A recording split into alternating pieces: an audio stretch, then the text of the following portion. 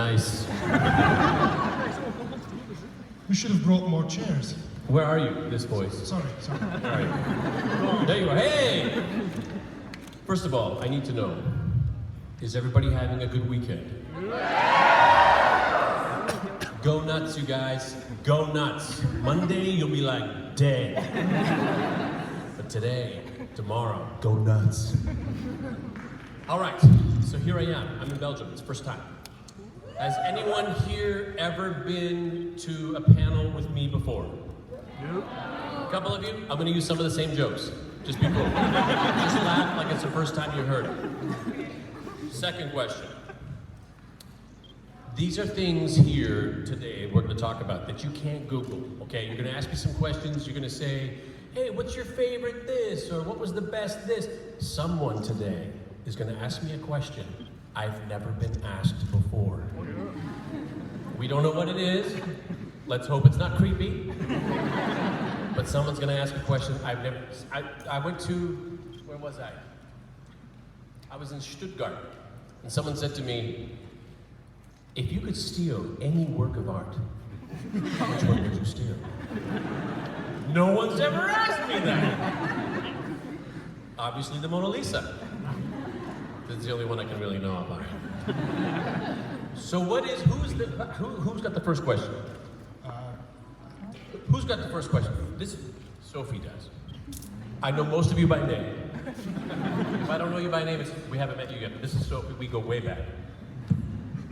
Hi, Sophie. Hi. How did you meet Zachary Levi? How did I what? How did you meet Zachary Levi? How did I meet Zachary Levi? That's a good question. I can never remember. I remember knowing him, but I don't remember meeting him. And then I remember going to his house. He used to have some great Halloween parties. I love Halloween, guys. I love Halloween. I can never remember where we met. And sometimes we sit down and think about it. We kind of thought, was it the time? Did I meet you there? I was never there. Okay, was it the time we went there? Well, I was there, but I don't think you were there that time. So I don't even know. Which also means it happened so long ago, I'm probably pretty old by now. Thank you for reminding me, Sophie. You're doing great. Who else? Back here? Hi. Hey there. Hi. As fans, we usually, for some reason, get the idea to project characters up on actors. So my question to you is actually, if you could choose between Mal Reynolds, Captain Hammer, Caleb, and Richard Castle, which one do you identify with most? Definitely Castle. I remember there was a line in Castle where Castle's trying to convince Beckett to dress up like her sci-fi fandom. She did cosplay. And he said, I want to see it. And she said, oh, you're dreaming. And he said, and I said, there was he had some kind of smart-ass remark. And I said, can we change this to, look at my life. My dreams come true.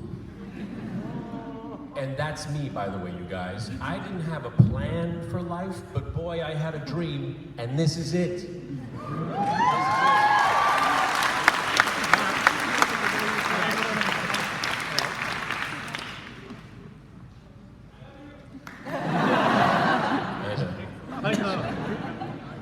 Hello. First of all, I love your outfit. Thank you. Who are you dressed as? Just Yours kidding. too. Just You kidding. look I know. awesome. No, you look awesome. Thanks. Sorry. With movies, you meet many new people along the way, and you meet some again in the crew or cast. From which project, with the most amount of actors or crew or director, did you keep in touch with? Like the most amount of people? Good question. I'm gonna say it's a toss-up between Firefly and Castle. Yes. That's who. If you look at my list of Christmas cards I have to send out, it's mostly Firefly and Castle people, and then a couple of other people kind of right in there. But I pulled at least one friend from every project I've ever done, at least one. But with Firefly, it was about 25, and with Castle, geez, I think I'm about at 42. I think it's a lot of people. when you guys watch a show and you say, hey, what was your favorite episode? You're thinking about it like the TV show. And when I'm thinking about it, you're watching 1 hour, I'm thinking about 8 days I spent doing that one thing. So when I'm thinking about my favorite episode, I'm thinking about, oh, because we got to go to that place and there was that guy there. He wasn't in front of the camera, you'll never meet him, but he was back behind the camera and he was super cool. So I have kind of different reasons for liking the episodes and the whatnot. But that's an excellent question because I pull friends from the shows. It's really nice. Which is why You're talking like I can hear you, but you're holding the microphone. All right.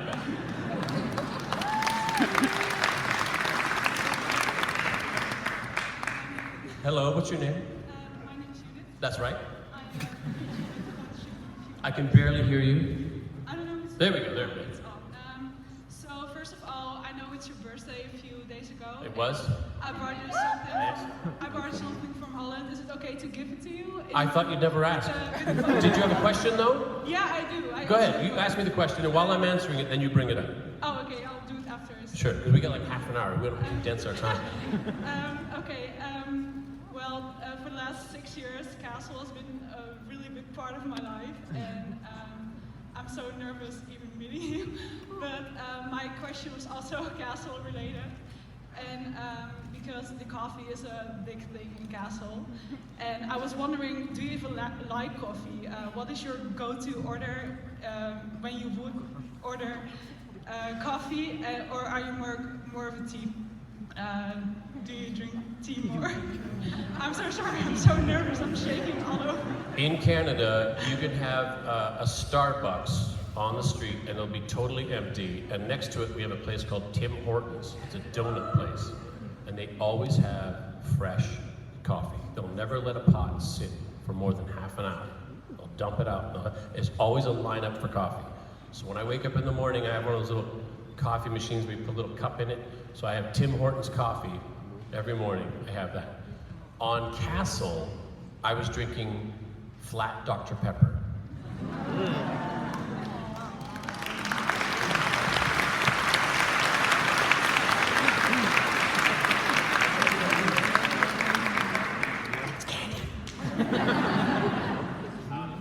Yeah, I could, I'll tell you this. First thing in the morning, a good cup of coffee gets me going. If I'm at work and I'm all dressed up and I'm ready to work and I start drinking coffee, I'll start sweating, I'll start shaking. It's just too much coffee. That's a lot of coffee. But I'll sip, if it's a closed cup and you're not seeing it, it's water. If it's an open cup and you see that it's dark coffee in there, it's Dr. Pepper. And we shake it till it's flat. Who's next? Over here. Hi, my name is Samuel. Nice to meet you. And you? As an actor, you're obviously somebody generous, and I think that's why you're successful. But I would like to know, for you, what brought you to being an actor? What makes you having so much fun and so much pleasure in doing that? I became an actor to overcompensate for being shy. Right? I was a very shy kid. My brother and my father are performers, they're singers, they're musicians. My brother can play, I think he's at 8 instruments right now. He's a very talented guy, he can sing, he's very talented. My dad can play piano and accordion and guitar. They were performers, and I was a shy kid. In 5th grade, I went to a brand new school and I said, I have an opportunity here to not be shy. And I took it. I'm gonna tell you this, every day I'm battling shyness. I'm getting a little shy talking about it right now. I battle shyness all the time, I really do. I get a little nervous in crowds. I'm dealing with it, but being an actor is one of the ways that I stop being shy. It's my way. Thank you. Yay for me!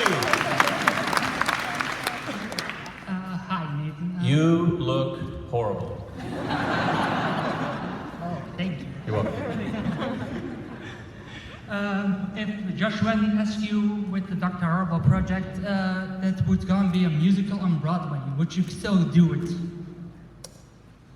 I was recently asked, I did a movie a long time ago called Waitress, and they made it into a Broadway play. They made it into a Broadway musical, and I've seen it. It's amazing.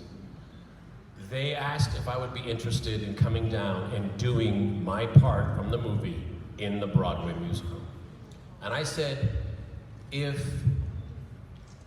Mr. and Mrs. Joe Smith from somewhere in the United States, somewhere in Europe, Mr. and Mrs. Joe Schmidt, if they were to come to New York City and say, we're gonna have a big trip, we're gonna go to New York City, we're gonna stay in a hotel, we're gonna have a fancy dinner, and we're gonna go to a big Broadway show, and they saw me singing, they go, eh. That's not my skill set. Zach Levi, he can sing. Neil Patrick Harris, they can sing. Those guys can sing. Alan Tudyk can sing. Did you know this? Alan Tudyk can sing. I can carry a tune in a bucket. I'm not a singer, per se. A lot of sweeteners and digital stuff that they do for that kind of stuff. So I would pass on the musical, but thanks. Hi. Hello. Sorry, I'm a little bit nervous like the girl before. Me too. I really like your work, even when it's games or Castle or whatever. So I'm watching Castle again right now, so I'm like in season 3 or something. Mm-hmm. Did you like working with your daughter and Beckett and the cops? Because it's really funny sometimes when you do that, like the bets that you had behind Beckett's back. Actually, that was kind of funny. Did you like working with the people? Absolutely. You know what's really neat about a show like Castle? It was a new experience for me because I don't know if you know this about me, but most of my television projects get canceled very early or never see the light of day at all. So when we got a hold of Castle, it was the first time I had the kind of experience where you had some longevity, some time to invest in characters. In the first couple of episodes of Castle, if you go watch, Ryan and Esposito, it doesn't really matter which one of them says which line. They're kind of like a Rosencrantz and Guildenstern. It's kind of Shakespearean in that way. You could mix them up, it doesn't matter. But those guys, as an example of what you can do with some time, brought so much flavor to their characters. They used to dress up John's character very prim and proper, but that became Seamus's thing. He was the snazzy dresser, whereas, John's clothing got a little more cool and hip, and he started walking in, starting every sentence with "yo, yo." They started scripting it. They started writing "yo" in the lines, and then he would say, then he would add. Instead of yo, he would say, let me holler at you. But he would say it so fast, let me holler. Yeah. They would bring so much character to their characters that it actually gave the writers a direction to go as far as this is the kind of guy he's becoming, this is the kind of guy he's becoming. Amazing to watch. You watch Beckett's character go from so cold to actually warming up and becoming someone we can all actually relate to. Because in the beginning, she was like the ice queen that nobody could really relate to. She had all this history and all that's great, we got it, but come on, warm up a little bit. It took her years, but it was a process. We get to see that. And then we get to see Molly literally grow up on the show. She was a 14-year-old girl when we met her. She was 14. She left that show an adult. Voting, drinking, responsibly. Great question. Who's next? Hi. Where am I looking? You, hi. You've been helping raising money for Operation Smile with your bags of crap at Nerd HQ. Yes. I was wondering if there was one thing that was particularly difficult to give away. Particularly difficult. What she's asking me is I go to Nerd HQ, we do at Comic-Con every year, Operation Smile. We do these little panels for Operation Smile. It's smaller, much smaller even groups than even this. And I would bring a bag full of stuff from my house and auction it off. And we would auction off this stuff for charity. What was the hardest to let go of? I had some Harry Potter stuff that my niece was pretty upset I didn't give to her instead. And I sold a scooter I had a little kick scooter. I really loved it. Guys, I love scooters. It's true. I really do. Other than that, I'm pretty much, every time I put something in that bag, I've already said goodbye to it in my heart. Yeah, clap. Who do we have? Who else? Where am I looking? You two, hi. Hi, first of all, happy birthday. Thank you. And I'm 46, guys. I'm 46.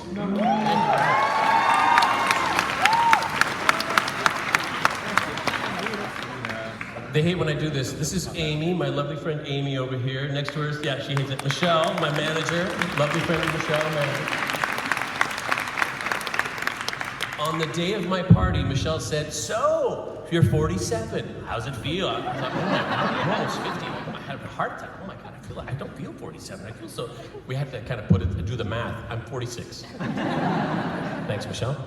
Thank you. 46. Please. is Spectrum, the movie, really going to happen? Is the Spectrum movie really going to happen?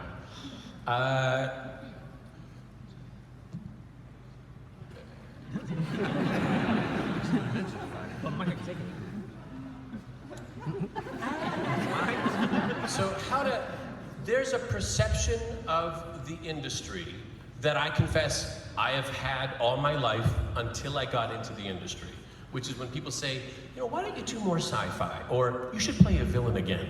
Like I'm gonna, beep, boop, beep. Yeah, get me a sci-fi villain role now. Boom, done. It doesn't really happen like that. So to make a movie, a lot has to happen. A lot has to go down, and then it costs millions upon millions of dollars. So those kinds of things aren't happening really quickly right now. So no Spectrum movie. You didn't mean, is there a Spectrum movie? You meant there's a, this is not working very well, so I don't really, I'm just teasing.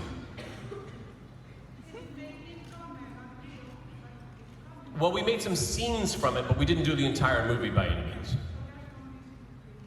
Something you said that I didn't hear.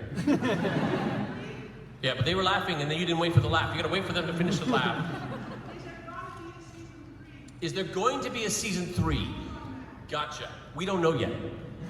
Honestly, we're just finishing season 2, so we don't make plans for the next one until we at least finish the last one. So right now we're just finishing it off, so we have no plans as of yet. I'm not saying no, I'm saying no plans yet. It has to be written. It's not been written. Hello. Hello, Nathan. You got a lot of bling. Yeah, it's part of my character. Love it. My name is Joss, and I was wondering... Is it really? Yeah, it is. You're the second Joss I've ever met. No, it's only with one S for me. Never mind. My question is, what is the craziest convention story you have that hasn't been adapted in Con-Man? Craziest convention? People are actually... nothing's terribly crazy. Alan is really good at taking a very small happenstance, a little circumstance, and saying, that's kind of funny, but if it was different in this way and bigger, it would be much funnier. So what we do is we take little circumstances that we have. There's a kernel of truth in it. We plant that kernel, we water it, we let it grow into a joke. That didn't really happen, but there was a kernel of truth in it. One of my very first conventions was in Los Angeles, and I was signing at a table like this on a stage, and people kind of going by, and this one fan, after I signed their things, went over this way and said, hey Nathan. I was dealing with the people. Yes, you know that nude scene you did? You should do more of those. And I said, that's really creepy, sir. He was like a really older dude. I don't know what I was supposed to get out of that. So that was a little odd. But that's about as weird as it gets for me. Everybody's actually quite, guys, it's like you guys are a room full of sane, wonderful, smart, intelligent people who all share one thing in common. You have excellent taste in your entertainment.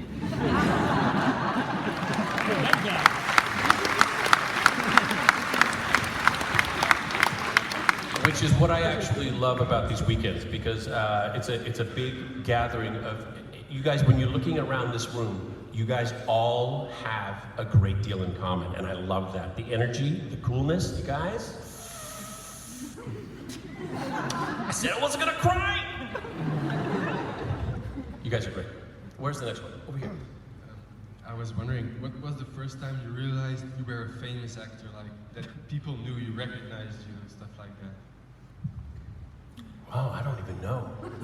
When was the first time I realized? You know, when I moved to Los Angeles, there's always they have these big buses or vans or a truck with like no top on it. They take the top right off and they load it up with tourists and they drive them around and they say, this is the Star Tour. This is where so-and-so lives and this is where they filmed something. I've never really been on one, so I don't know what they are looking at. But I always thought one day I'll be famous and I'm gonna wave at one of those vans and they're gonna go, oh my God, that's that guy. Cut to, this was just a couple years ago, Michael Trucco, he was on Battlestar Galactica, you all know him. He was on Castle, he played Deming, Schlemming, I think I called him. Michael Trucco, J.R. Bourne, another guy, he was on Revenge, I want to say, Scandal or Revenge. He was also on Teen Wolf, J.R. Bourne. So Michael and J.R. were going to do a charity lunch. They said, would you join us for this lunch? I said, yes, let's do it. So we went and we picked up our lunchtime winner, and we're taking them in we had a big SUV being driven by a chauffeur. It was really nice. And we're in traffic getting to our lunch, and we're right next to one of these Star Tour vans. Beep, I rolled down the window. I said, hey you guys, hey, check this out. This is Michael Trucco from Teen Wolf and from Revenge. You know him and from Battlestar Galactica. They're all going, oh my God, click, click, click, click. And I said, this is J.R. Bourne. He was also on Teen Wolf and he also on Scandal. They're going, oh my God, click, click, click, click, click. And then Michael Trucco said, this is Nathan Fillion. He's from Castle. And the lady said, no. Close, but no.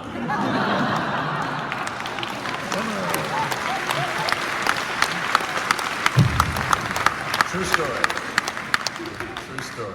Where's our microphone now? Over here. So, okay. I know that, big fan. I know that Two Guys, a Girl, and a Pizza Place was a very long time ago. It was.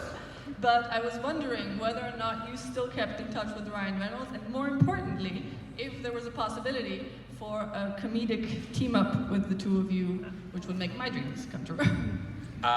Like I said, I always pull at least one friend from every show. Ryan is obviously on my list of friends that I pulled from that show. We're still in touch. He lives in New York now, so I don't get to see him much, but he is probably one of the nicest, if not the nicest guy you've ever met. Never mind wonderful actors in Hollywood. This guy he's just, he's so nice. He called me up and he said, hey, Nathan, we're doing this movie called Deadpool, and we're loading it up with Easter eggs. We're just trying to put in so many references to so many other things. We're just gonna stock it full of references. Will you come and do like a cameo in the movie? I said, yeah. He said, I'm sending you the script. You pick out whatever you want. That was during Castle, so it had to be like done in an afternoon, so I could fly in, do it, and fly back and keep working. So I got a role on Deadpool and I got cut out. It's totally fine. It happens in movies. But at least I got to see Ryan, I got to see him working, it was nice, he got to be on set, I got to see his mom again, I hadn't seen his mom in ages. But you can see it in the DVD extras. I was in the strip club where Morena Baccarin's character was working. And I was the towel guy. I handed out towels in the bathroom. And you'd never recognize me because I had super thick glasses where my eyes looked really giant big. I had a mustache, my hair was all combed down. I looked really skeevy, really goofy and gross. We're hoping to do something together again that doesn't get cut out. But we'll see how that goes. Wonderful guy. I love him. Hi, Nathan. Hi, Angel. I think I can speak for everybody here in the room when I say that we can't get enough of your characters, no matter what they are. I was wondering if you felt the same, if you I can't get enough of my characters either. If you feel like, you know, some roles you think, I would never go back to that, or some roles you think, oh man, I wish I could do that more, or I hope it never ends, something like that. That's a good question. I've never felt like I would never do it again. my experience, I've had a lot of really positive experiences. My worst day has been a great day, honestly. It's not very glamorous. It's not very glamorous life. It's not very glamorous. When you're out there filming it and the script, like Slither. Anybody see Slither? Yeah. Yeah, that changed my life, that movie. When you read a script and it says, for the last half of the movie, exterior woods, night. That means for a month and a half, you'll be sleeping all day and working all night in the woods in Canada, where it's cold and it's muddy and it's rainy and you're all out there, a couple hundred of you together, slopping through the mud and the cold. It's tough. But would I do it again? Yes. Yeah, I would do that again. That was a good time.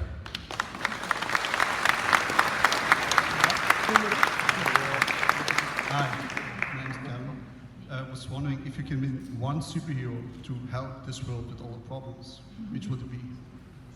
If I could be a superhero? No, if you can bring one superhero to real life to help this world. No. One superhero in real life to help this world. I remember there was a villain in Spider-Man comics that was terrible. It was a terrible villain.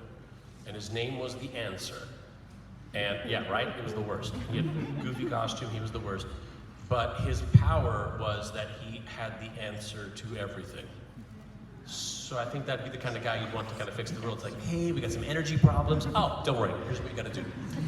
I guess the guy with the answer would be the guy I'd be looking for, right? Thank you. That'd be good. Now, if I could pick any superpower to have, the ability to speak any language. Right? Talk to me about that one. Hello, Angel. Hi, Nathan. You were nervous earlier. Yes. Yes, nice to see you. Better now. I'm really good. I have a life-changing question for you. Is it going to change my life or yours? Yeah, both, probably. I don't know. Okay, well, my life is pretty cool. We going to change it for the better or we going to change it for the worse? Because I don't want to change it for the worse because my life's really good right now. It will be for the better. Okay, good, good. That's good. If you could choose to be a cookie, which one would you be? Tim Tam? A Tim Tam? You know what a Tim Tam is? Guy, Tim Tam. Okay, check this out. It's 2 cookies with icing in the middle, right? And they take the whole thing and they dip it in chocolate. And then you take that cookie, you bite off the end, you bite off the other end, you stick the end in milk, and you suck the milk through the cookie like a straw. And then you eat the cookie. It's called a Tim Tam Slam. It'll change your life. I would have said chocolate chip cookie, but sometimes people look at chocolate chip cookies and say, I don't know if those are chocolate chips or if those are raisins, and I don't want to be disappointed, so... Tim Tam. Hi. I love your costume. Thank you. Well, we got a whole I'm having some strange, confusing feelings about myself right now. Okay. I was wondering, when you were a child and you went to the zoo, what was your favorite animal to watch and why?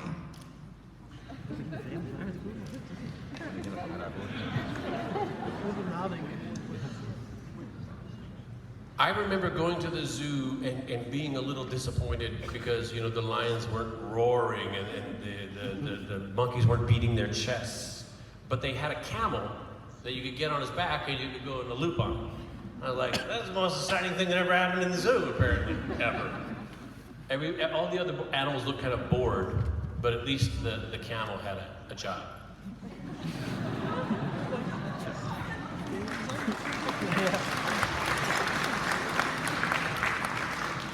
Hello. Hello.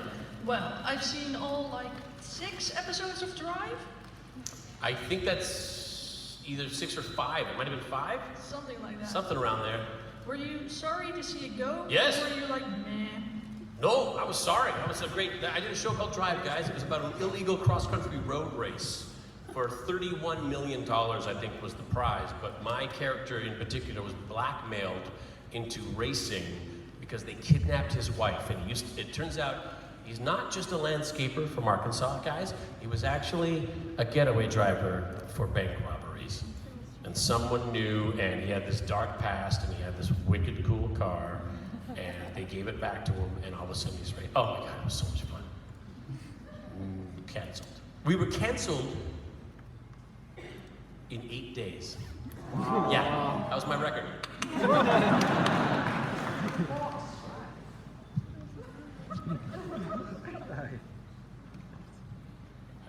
Hello.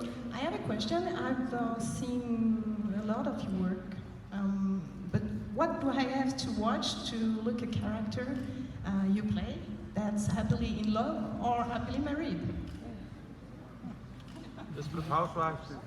I think a character I played that was happily in love was Waitress. I think I played a... Actually, now that I think about it, it was two people who were having extramarital affairs. There was two people having an affair, but in their affair they were very much in love, but at the end of it they kind of decided for the best they shouldn't be, you know, having an affair. But it was a really sweet movie. It was really sweet, super sweet. I'm gonna warn you right now, if you haven't seen Waitress, and if you go watch it now, you're going to fall in love with me. I told you, I warned you. I warned you, now you know. Okay, go. We've got time for one more question. We got time for one more? This better be good. You gotta stand up. I know. Come on. Thanks for coming. Bye. Thank you. What's your name? Nissa. Nice to meet you. Nice to meet you. So of all the, no, sorry. What TV shows are you watching right now? Walking Dead, Game of Thrones. I watch Archer. I watch, I'm stuck on Riverdale right now. Anybody know the show? It's all based on the old Archie comics that I used to read when I was a kid, but it's all sexy. And they do a pretty good job of it. So I'm watching Riverdale. What else am I watching? I just started watching Legion. And honestly, guys, I watch movies over and over and over again. I just watched Zach Levi in Tangled again. Oh my God. Perfect movie. I do watch Doctor Strange. I watched Doctor Strange last night at about 4 a.m. when I was trying to fall asleep because I couldn't fall asleep. Love those movies. Love those movies. Remember Chiwetel? Remember Chiwetel? He was in Serenity. He's good. He's really good. Guys, let's have a great weekend. Thank you for being here. Thanks for coming out.